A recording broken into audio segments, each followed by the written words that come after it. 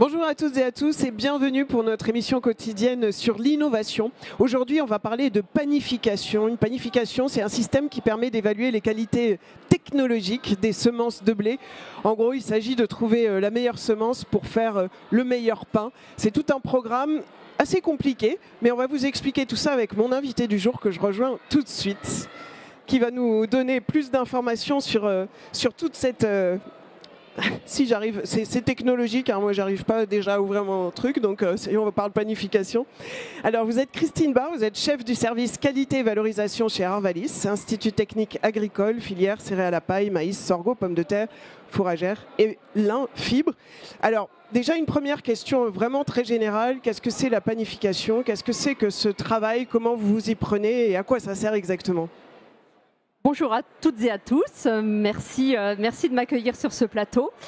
Donc on m'a demandé cet après-midi de parler de panification et du rôle des tests de panification dans l'évaluation de la qualité des variétés. Donc déjà, des variétés de blé pour aboutir au pain. En gros, c'est ça. Tout à fait, c'est ça. Donc pour revenir un petit peu en arrière, expliquer un petit peu pourquoi on fait tout ça.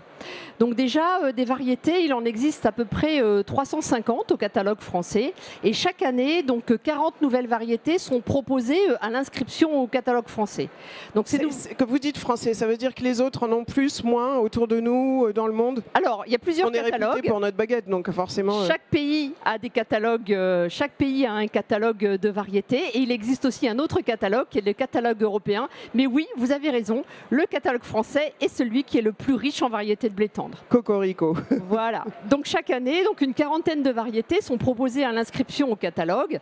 Et ces variétés, en fait, pour être inscrites au catalogue, donc du coup pour être disponibles pour les agriculteurs demain, eh ben, il faut qu'elles subissent un examen.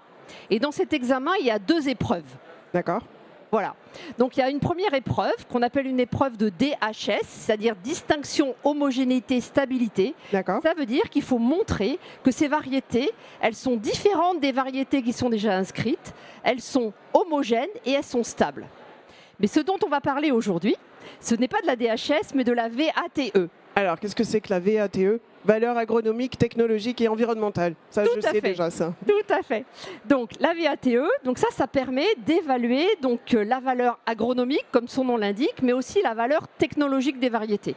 Donc, la valeur agronomique, c'est son rendement, c'est sa résistance au stress, sa résistance au stress biotique, sa résistance au stress abiotique, comme par exemple sa résistance aux maladies, sa résistance au froid, sa résistance à l'averse. Mais ce qu'on cherche aussi à évaluer surtout, c'est la qualité de cette variété. Donc savoir, cette variété de blé tendre, à quoi est-ce qu'elle va bien pouvoir servir? Est-ce qu'elle va être de qualité suffisante pour faire du pain ou pas? Et il peut y avoir d'autres qualités que faire du pain ou pas, enfin dans les qualités de blé alors. Oui. Bien sûr, parce qu'une variété de blé tendre, ben, on le sait, ça peut servir à plein de choses en alimentation humaine. Ça sert bien sûr à faire de la farine pour l'alimentation humaine, mais la farine, elle peut être destinée à faire des biscuits, elle peut être destinée à faire de la pâtisserie, elle peut être destinée à faire des buns, elle peut être destinée à faire de la baguette. Et c'est pas la même variété de blé ou le même assemblage de variétés de blé qui va permettre de fabriquer ce type de produit. Et alors comment on teste et comment on arrive à savoir quelle qualité a ce blé? Alors justement, c'est là qu'on en arrive à notre test de panification qui était l'objet de notre échange aujourd'hui. Donc ces variétés, elles arrivent dans les laboratoires, en particulier le nôtre, celui que j'anime à Arvalis. Et donc l'ensemble des variétés candidates à l'inscription, ben, on fait des tests de panification dessus. Ça veut dire que nous, dans notre laboratoire de recherche, ben, on fait du pain. Alors on ne fait pas du pain, on ne cherche pas à faire du super beau pain ou de la belle baguette. Ce qu'on cherche, c'est à évaluer un petit peu les qualités intrinsèques de la variété. Donc on conduit des tests de panification, mais qui sont toujours les mêmes pour toutes les variétés. Ce qu'on cherche à faire, ce n'est pas du beau pain, mais à repérer quelles sont les caractéristiques, qualités de cette variété. Donc on le produit comme ça, sans véritablement attendre le bon pain, c'est ça? Alors en fait, on le produit avec un test normalisé, qu'on applique toujours de la même façon. Et l'objectif de ce test normalisé, c'est de faire ressortir et de bien comprendre quelles sont les caractéristiques qualitatives du blé qu'on a mis en œuvre. Et comment vous les rangez, les caractéristiques qualitatives? Comment ça se passe? Alors en fait, au cours de ce test de panification, on note à peu près 30 critères.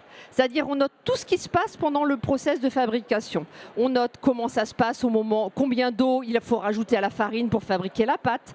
On note est-ce que la farine elle est élastique, est-ce qu'elle est collante, est-ce qu'elle est tenace. Après on va faire des notations sur le pain une fois qu'on l'a mis en forme avant qu'il rentre dans le four.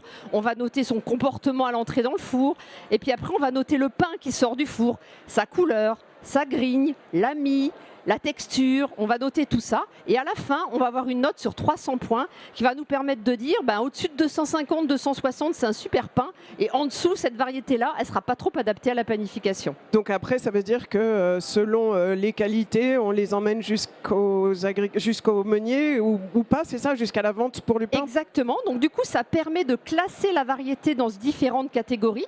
Donc la variété peut être classée blé panifiable supérieur ou blé panifiable, ou bien blé pour autre usage, c'est-à-dire autre usage que la panification, ou bien blé biscuitier, ou bien blé améliorant, en fonction des résultats de ce test de panification, mais aussi de toute une batterie d'autres tests complémentaires. J'ai 2 questions. Techniquement, comment vous faites pour repérer tout ça, toutes les caractéristiques dont vous avez parlé? C'est plutôt l'humain qui le fait, la machine, les deux? Alors, un peu les deux. Donc, au niveau du test de panification, c'est l'humain, puisque c'est un boulanger d'essai qui conduit ce test de panification. Et donc, ça repose sur une appréciation humaine. Et puis, en revanche, tous les tests de laboratoire complémentaires à ce test de panification sont en général conduits par des machines. Et est-ce qu'on arrive à des qualités de meilleures? Ou est-ce qu'on pousse à chaque fois le curseur un peu plus loin? Alors l'idée c'est ça. Alors l'idée c'est que les nouvelles variétés qui arrivent sur le marché apportent un progrès par rapport aux variétés qui sont déjà inscrites. Donc ce progrès peut être d'ordre agronomique, par exemple un meilleur rendement, une meilleure résistance aux maladies, une meilleure adaptation au changement climatique par exemple, mais ce progrès peut être aussi un progrès qualitatif. Donc derrière le progrès qualitatif, en fait, ce qu'on cherche à faire, c'est développer des variétés ou les variétés de demain qui s'adaptent aux évolutions des marchés de demain. Parce que les marchés de la panification, c'est des marchés qui évoluent, les produits évoluent. Par exemple, on consomme de plus en plus de pains dits mous, dits soft, donc des pains de type pain de mie qui demandent des caractéristiques de variétés différentes. Une certaine forme de boulangerie se développe qui nécessite aussi des qualités adaptées. Donc en fait, ce n'est pas des qualités forcément meilleures, mais c'est des qualités qui répondent aux besoins de demain en termes de marché et de produits que nous consommons. Alors, est-ce que c'est les boulangers, les meuniers qui vous orientent justement sur les choix? Là, vous avez parlé du pain de mie, donc il y a des qualités spécifiques à avoir. C'est ça? Vous êtes orienté par le marché des consommateurs? Alors, nous, on n'est pas forcément nous directement orientés, nous, Institut technique agricole, mais nous sommes un peu le relais entre notre écoute des besoins du marché et les sélectionneurs qui, eux, créent ces variétés de demain qui arrivent dans notre laboratoire pour être testées en termes de qualité. Et il y a d'autres catégories de blé que vous pouvez traiter ou est-ce qu'il y a des nouveaux produits qui arrivent chez vous pour être testés comme ça? Des nouveaux produits, vous voulez dire des nouvelles variétés? Oui. Parce qu'on voit qu'il y a des changements énormes justement sur le pain et sur plein d'autres façons de consommer. Est-ce que ça arrive chez vous? Alors, nous, oui. Alors, on peut aussi travailler... Déjà, le blé français, il est utilisé en France, donc pour toute une gamme de produits. Et face à cette gamme de produits, il faut bien la gamme de qualité qui permette de rencontrer la gamme de produits qui est fabriquée en France. Mais le blé français, il est aussi largement exporté dans le monde, donc en Union européenne, mais aussi en pays tiers, donc dans les pays du Maghreb, il va même jusqu'en Chine. Donc nous aussi, nous développons aussi des travaux sur la capacité du blé français à fabriquer des produits qui sont consommés par d'autres pays. Par exemple, des nouilles chinoises, par exemple du pain vapeur chinois ou du pain marocain. Voilà. C'est pas mal, une façon d'exporter sur lesquels nous travaillons. Et de faire de la croissance. Tout à fait. On n'a pas parlé de la durée, ça dure combien de temps en fait, tout ce processus? Alors ça dure 2 années, donc inscrire une variété, ça dure 2 ans. sachant que ces 2 ans sont finalement un peu la partie immergée de l'iceberg, parce que les sélectionneurs ont d'abord en amont énormément travaillé sur la qualification des variétés, mais le concours, le fameux concours ou l'examen que j'évoquais en tout début d'entretien, eh bien là, ça dure 2 années. D'accord, merci beaucoup Christine pour toutes ces informations. C'est super intéressant de voir que le pain qu'on consomme, il a subi pas mal de tests, et ces tests notamment de panification. Merci de nous avoir suivis, merci Christine, et on se retrouve demain pour une nouvelle séquence Innovation.